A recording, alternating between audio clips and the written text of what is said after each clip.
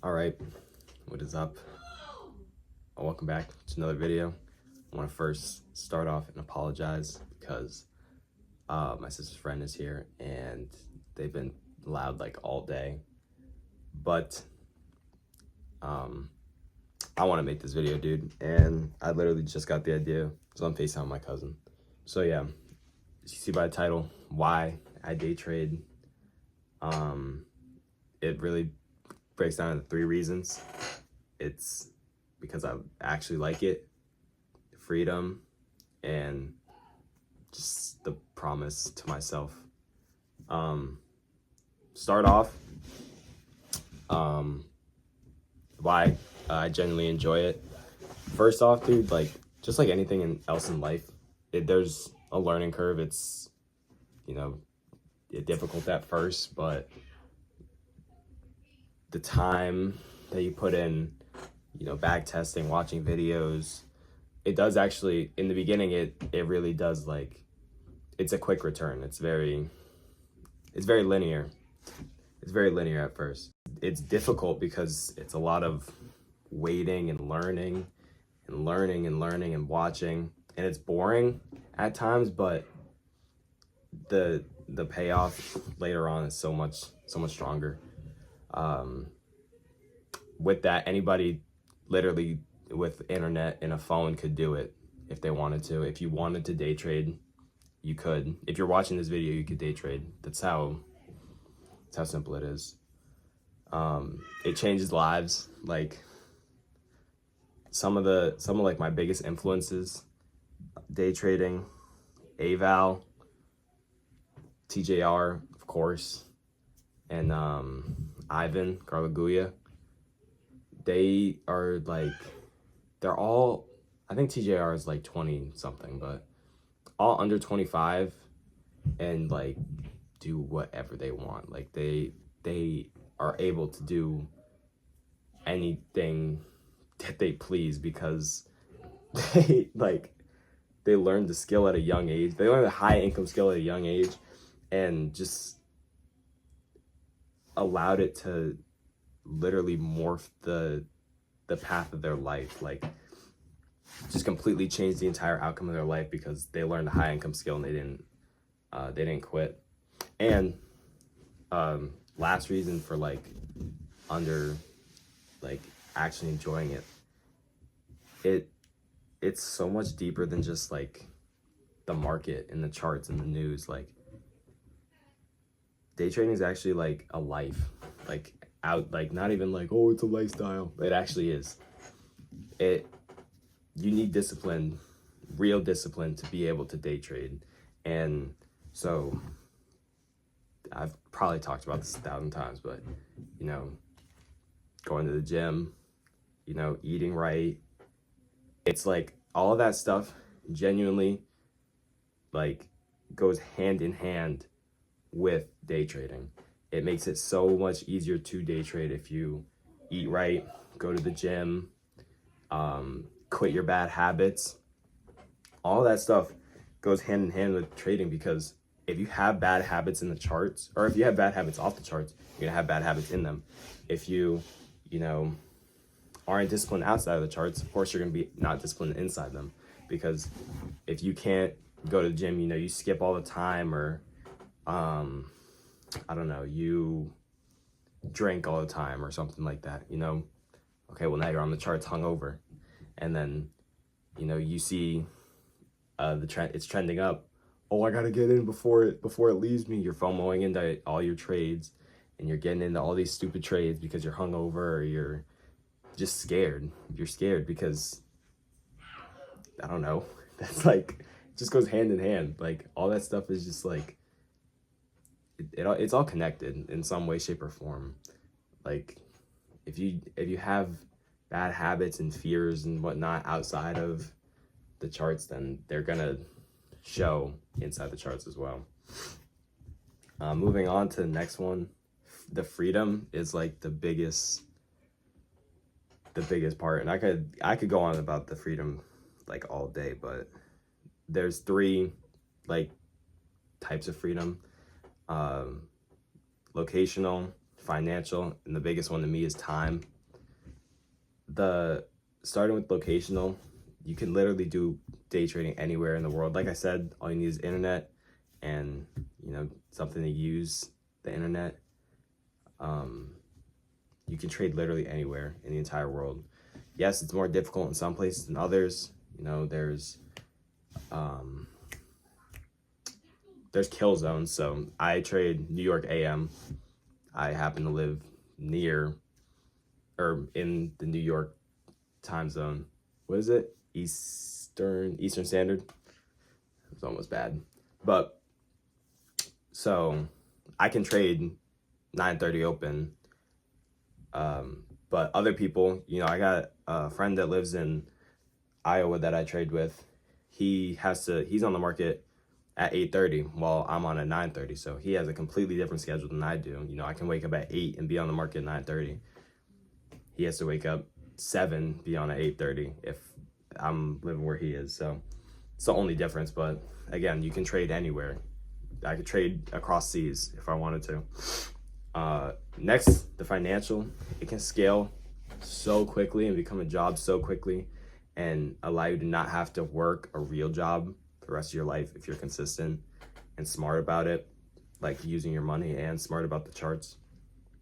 The scaling is like genuinely like it is one of the scarier things I'd say, but it's almost like an art. And that might be like, to people who don't trade, that's like probably really corny, but it's really beautiful because you start so small. For me, at least, I'll say, I started so small with trading. Like my cousin put me on, and to this day, you know, that's all either of us talk about. That's all either of us want to do, and it's just an idea at first, and then you have the videos, the late nights, the back testing, and it just grows more and more and more. Now you're paper trading. Now you're on your first eval. You blew your first eval. You blew your first 3 evals. You pass your first eval. And then it's like, it's these little steps, little by little, that when you finally get that payout, or you finally get those first couple payouts, and you can start to scale up, you start reinvesting your payouts into more accounts, and you're passing those accounts, and you're getting new evals, you're getting new fundeds, you're getting multiple fundeds, you're copy trading. It's beautiful. It's literally an art. It's genuinely an art to me because it's all of the work that you're putting in before just coming to fruition, and I think that's the most beautiful thing with trading. But it can scale so quickly, and you know, after a couple months of consistency, people quit their jobs, have trading be their full time, and that brings me to the next thing. They're on the charts for, you know, a couple hours, and then if you decide to make videos, then you make videos. So that leads me into time. I'm on the charts from 9:30 to 11, maybe a little later. But you don't have to sit on the charts all day long to make a serious profit. But for me to go to work, depending on the job, depending on whose job, depending on what you do, you have to go to work for, most people, it's around, 8 hours, I'd say? 9 to 5. I want to say that's 8 hours, yeah. So 8 hours to make whatever you make for the day, all your hours combined over the week for your weekly salary. You know, you get paid bi-weekly, weekly, whatever. You get paid salary. It's so much working. And it's so much time that you could be doing other things with your life. And the reason that I say, like, this is like the freedom part, the time part is one of the biggest things to me, dude, is because I'm not going to be here forever. Like, genuinely, I'm not going to be here forever. And I don't want to live like I am. So why would I work my life away just to just to live. You know what I mean? Like, work my life away so I can do the things that I want. But if I work now and do something that I love now, then I can spend the rest of my life actually living instead of, oh, you're young, enjoy it while you're young. I'm locked in while I'm young, because then that means for the remainder of my life, whether it be short or long, I can do whatever I want. And that's what matters to me, because I want to be able to take people places. I want to be able to take myself places. I want to be able to buy myself things, buy people things that, not everybody gets to have. I want more for myself and more for those that surround me than the bare minimum.